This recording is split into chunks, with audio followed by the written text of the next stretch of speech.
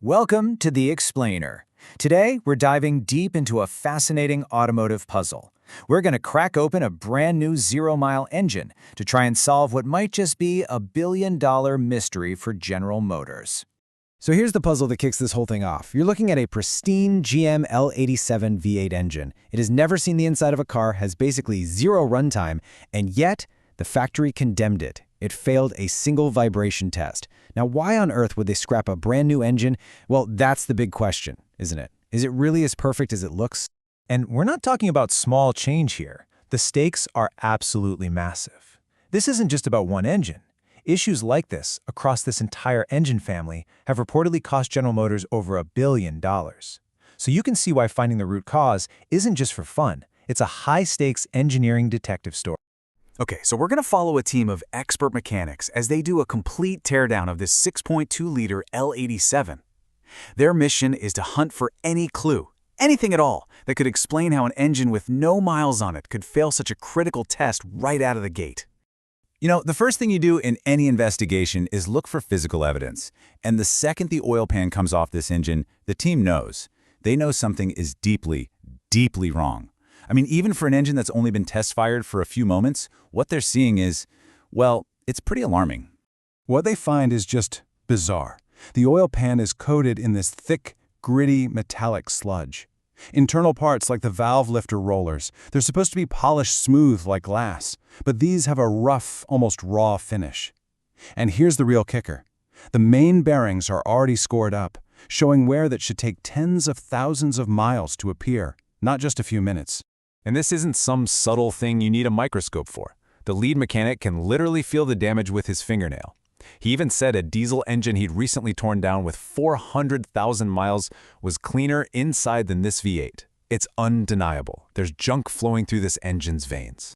So, all these initial clues are troubling, for sure, but they're just symptoms, right? They're not the actual cause.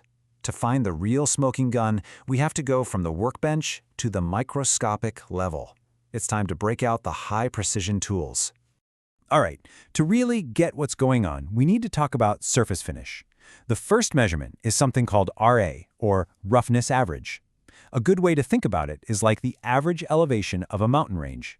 It gives you a general feel for the texture, but it doesn't really tell you the whole story. Now this is where it gets interesting. The second measurement, RZ, is way more specific. Instead of just the average, RZ looks at the extremes, the 5 tallest peaks and the 5 deepest valleys. So this tells you not just about the general terrain, but about those really severe, potentially damaging spikes and dips. And in the world of high-precision engine building, there's a golden rule. Your RZ value, the measurement of those crazy extremes, should never be more than 6 times your RA, the average. If it is, that's a huge red flag. It means your surface finishing process is, quote, out of control, and you're creating jagged peaks that are just going to cause chaos. And boom, this chart right here is the heart of the problem.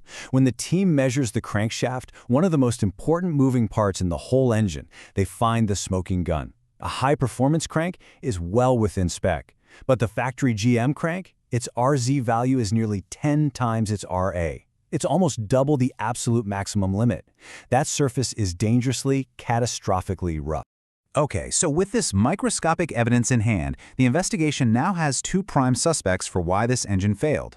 It's a double whammy, a problem with the surface finish and a problem with the oil flow. So it looks like we have 2 culprits working together.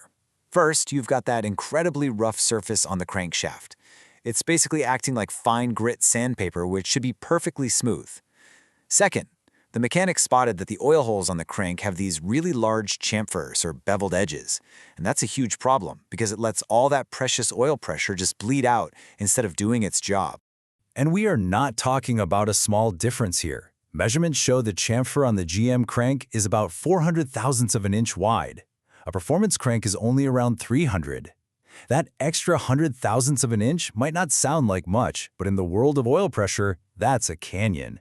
It creates a massive escape route for the oil, which starves the bearings of lubrication. So here's the crucial part. How do these 2 seemingly tiny flaws, one that's literally microscopic and one that's a fraction of an inch, team up to cause such a massive billion-dollar failure? The lead mechanic has this brilliant way of explaining it. Think of a healthy engine creating a stable wave of high-pressure oil that keeps the crankshaft floating away from the bearings. But in the L87, that super rough crank surface is like a choppy, jagged ocean floor that messes up the wave. At the same time, those big oil holes let the wave just flatten out and lose all its power. And the result? The protective oil wave completely collapses, and you get devastating metal-on-metal contact. And this is the wildest part. You can actually see the evidence of this wave collapse right on the damaged bearings. The wear patterns show this distinct ghosting that looks just like waves on a beach. It's a perfect map showing exactly where the oil pressure gave out. It's like the bearings are telling the story of their own destruction. So why does all of this matter so much?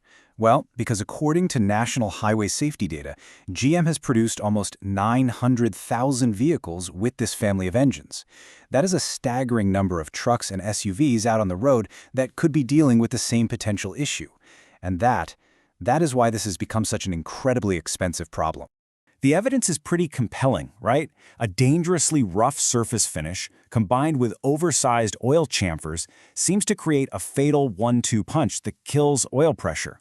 But while this investigation lays out a powerful case, the final verdict is still being argued about in workshops and online forums all over the world. So, what do you think?